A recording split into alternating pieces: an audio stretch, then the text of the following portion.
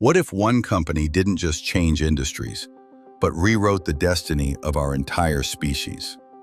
What if synthetic workers, built in labs, not born, became the foundation of an empire that stretched across the stars? And what if the man behind it all wasn't satisfied with changing the world?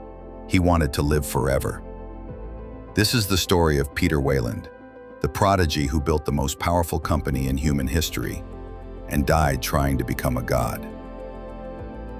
Peter Weyland was born into privilege, but privilege doesn't invent patents. Genius does. By 17, he had already secured groundbreaking patents in clean energy and nanotechnology. By his 20s, he wasn't just inventing products, he was inventing entire markets. He saw not just where demand was, but where it would be. And in his mind, the question wasn't how to fix Earth's problems. It was how to free humanity from Earth itself. The key wasn't rockets. It wasn't even fuel. It was labor. Colonies, mines, terraforming projects, they all demanded endless manpower. But humans were fragile, expensive, unreliable. Machines could dig and drill, but they couldn't adapt to the unknown. Humans could adapt, but they couldn't survive radiation, alien pathogens, or months of exposure to vacuum. Weyland's solution was radical: synthetics.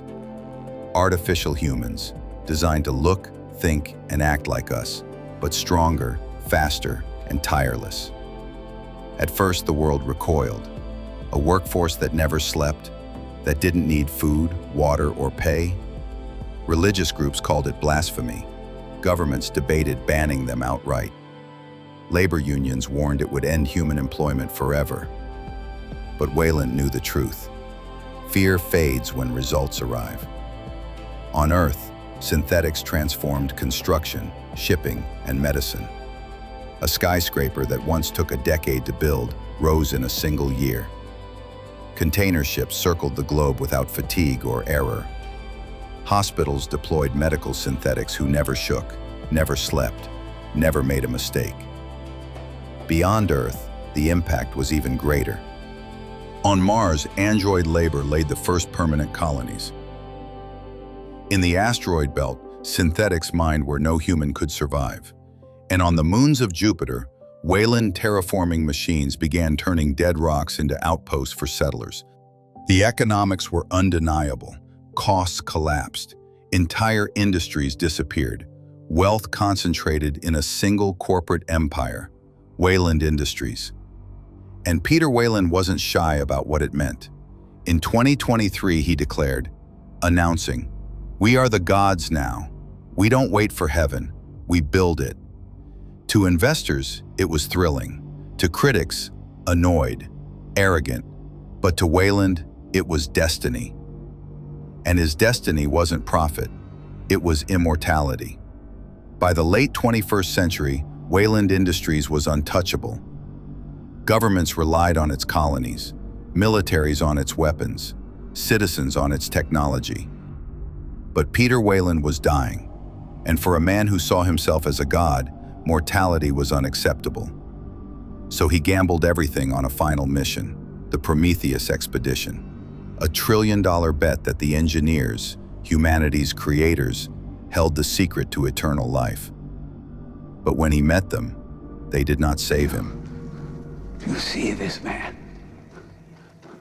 My company built him from nothing. I made him. And I made him in my own image so that he would be perfect, so that he would never fail. I deserve this because you and I, we are superior. We are creators. We are gods. And gods never die. They crushed him. The man who built an empire died begging for more time. Weyland's death left a vacuum. Innovation slowed, profits declined, and soon came the merger. In 2099, Weyland Industries joined with Yutani Corporation. On paper, it was a partnership. In practice, it was transformation. The new Weyland-Yutani became the backbone of human expansion, terraforming barren rocks into habitable worlds, building atmosphere processors, delivering infrastructure that gave generations of settlers a chance to survive proudly.